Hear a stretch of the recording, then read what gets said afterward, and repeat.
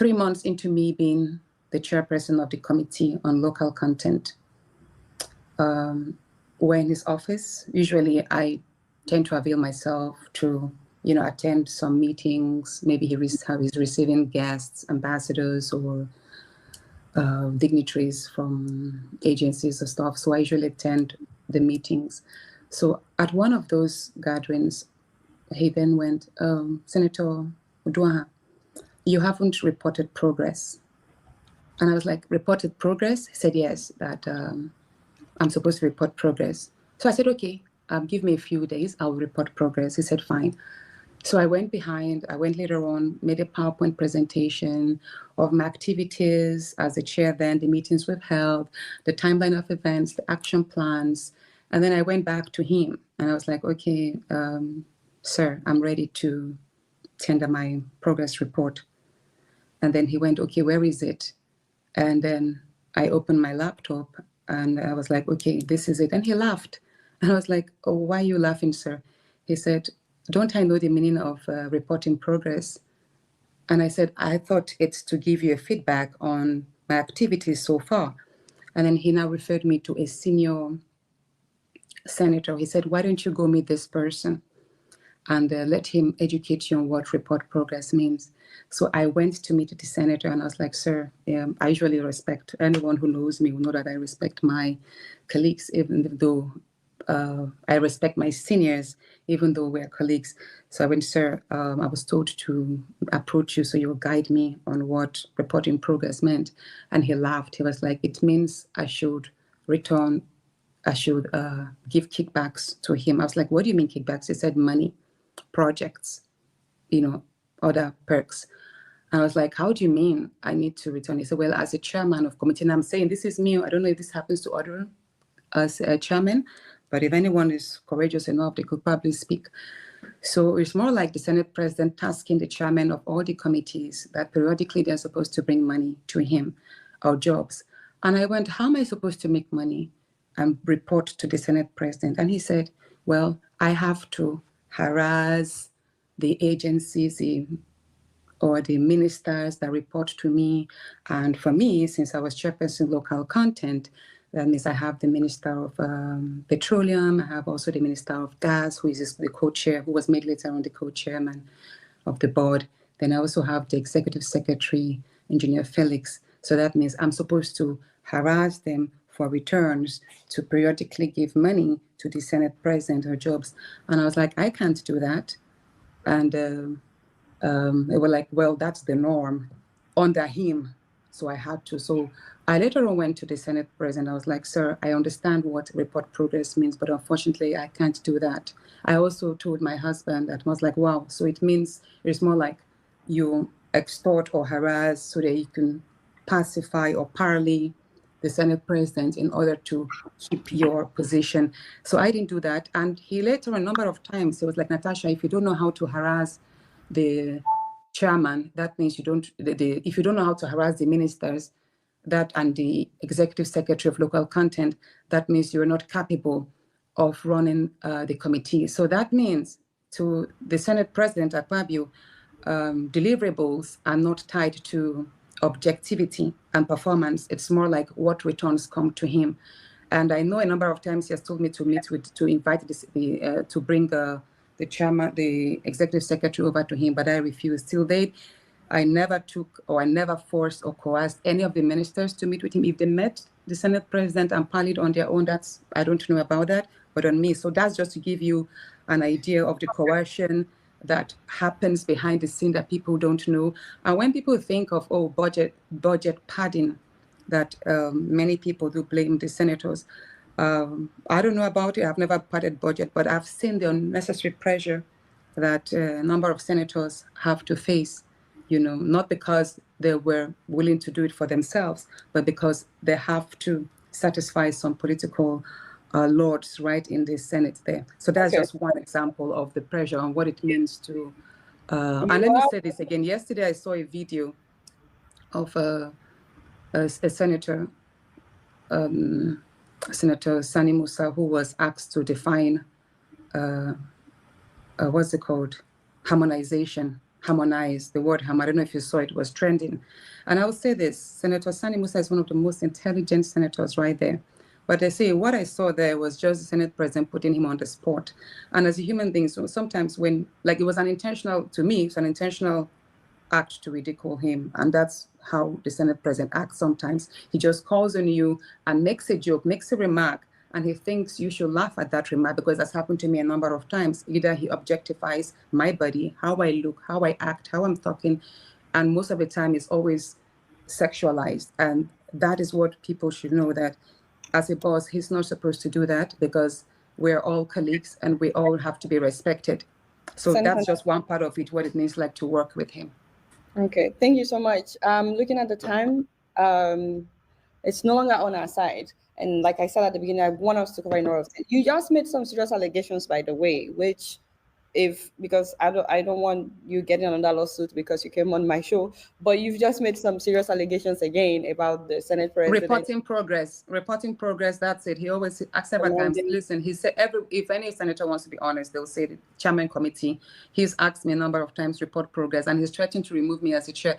And let me say this, I should have probably sent you after the groundbreaking ceremony of the 5 mini LNG plants. That was what actually, like I said, there was a sexual harassment part, but then it got to a point where if Natasha is going to succeed, she has to succeed under my wings. She can't just be thriving. She won Senator of the Year. She did a fantastic 1-year celebration, all of this, while my success should be connected to his own approvals as someone who is involved with him. That's how he wanted it to be.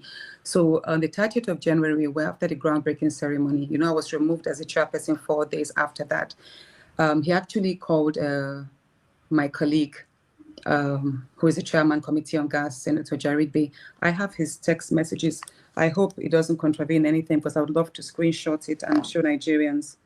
Okay, so while you're looking at that message proves that there was some harassment, sort of like trying to find out why who approved the 5 LNG plants in Kogi, and how come he wasn't taken in the know of it. Not only did he question Senator Jarigbe, Senator Akpabio also called the Minister of Gas and the Executive Secretary Local Content. I questioned them as to how those gas plants ended up in Kogi State without his knowledge. And I will say this, he actually told some people, but I'm not going to mention their names, that he believed I was settled mightily for that. And I say this to Nigerians, I never got a kobo for that from that gas plant. In short, it's just an honor that those 5 LNG plants are situated in Kogi State, in my senatorial district, upon the approval of the president himself. And that actually is part of the gasification of the northern part of Nigeria. So, I mean, if we're one country, then we should support each other. Each region should support each other's strength. So let me send you this screenshot, please. It's very important to see this. I want you to be able to express yourself, but also keep in mind there's so many topics that we would love to cover. Now, a lot of Nigerians... I've sent you, so we can round this part up, I've sent you Senator Jarigbe's message to me that morning. The morning I was removed as chair of the committee. You could tell from his tone that the leadership of the National Assembly were questioning the citation of the plants in Kogi. You can put the text up there. Senator Jarigbe, I'm so sorry I have to do this.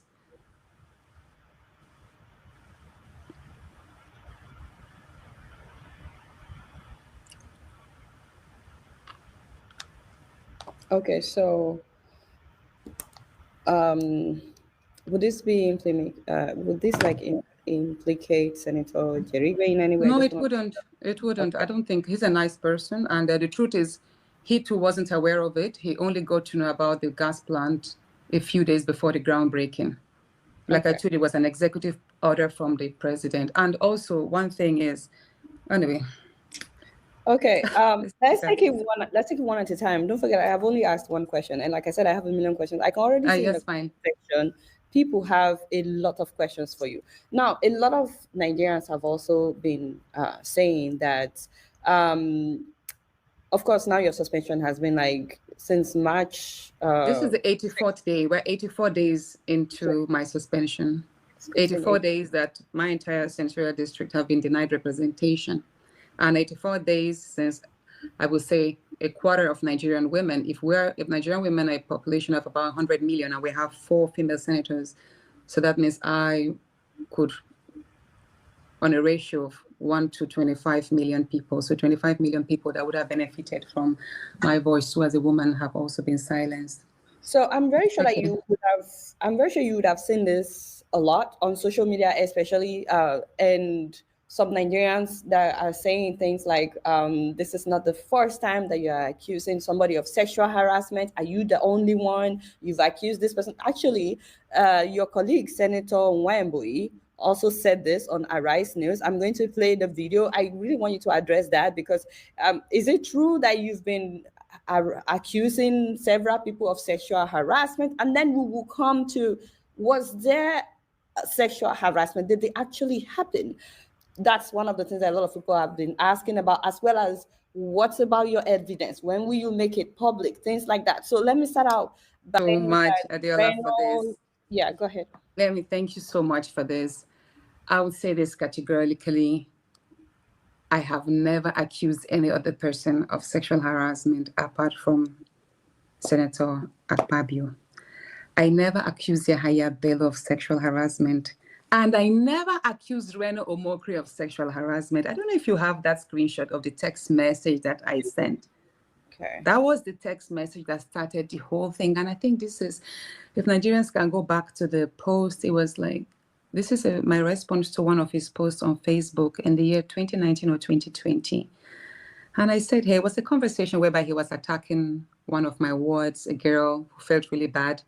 And then she was being dragged. So I went there and I made this statement, like, I understand how boring and bitter life must be for you away in the US on asylum. No more access to your numerous iPhone 2 girlfriends, most of whom you got into show P through your office as an SA to the president, to President Goodluck Jonathan. Weren't you married then?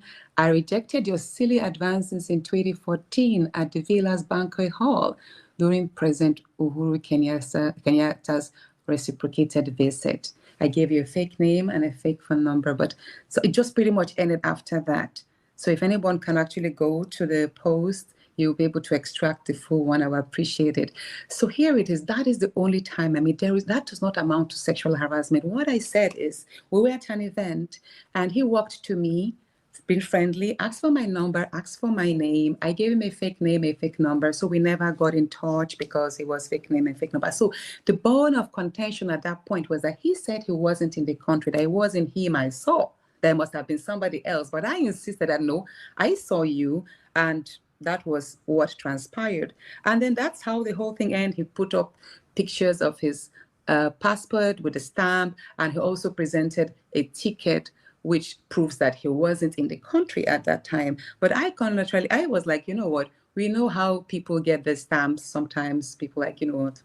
I'm not trying to implicate the immigration, but there's what they call the Uluwole passport and all of this stuff. So I was like, I can sit here and get my travel agent to generate 5 tickets to different countries, and that doesn't mean I really traveled. So it was more like, was he the one I saw at the villa? Wasn't he the one I saw at the villa? Did he travel? Was he in the country? It was never sexual harassment. I never accused Reno Omokri of sexual harassment ever. So I was actually surprised when an incident that happened years back, where it was not reported as sexual harassment, suddenly became a sexual harassment matter, like him adding the voice to it. I'm surprised. And on the minister where he said, I spoke, I remember it was on the floor, one senator, Senator Fashtusi from Ekiti State, Senator Cyril made a statement that, I actually accused his former governor, His Excellency Fayemi, of sexual harassment. I never did, and I'm so glad that he actually came up to clear the air that I never accused him.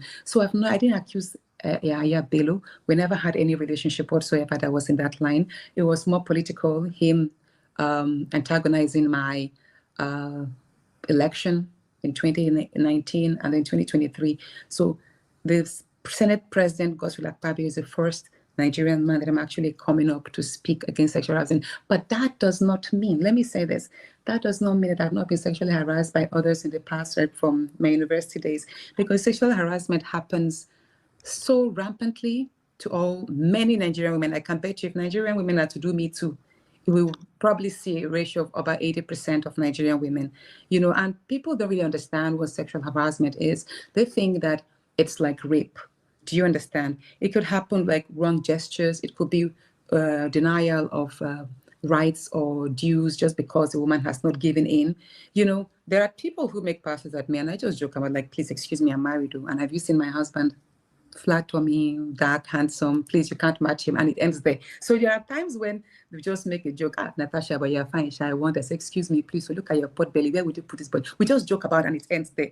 Do you understand? But when a person makes advances at you and he doesn't take no for an answer, probably because he feels it massages the ego or whatever, and then it now begins to inhibit to your work or turns to malice, that now becomes harassment when the person doesn't take your no for an answer. So that's what it is. And of course, like I said, I've subjected myself. Indeed, I saw statements on the news about the presidential panel being set up. Yes, I was contacted, I think it's the first week of April.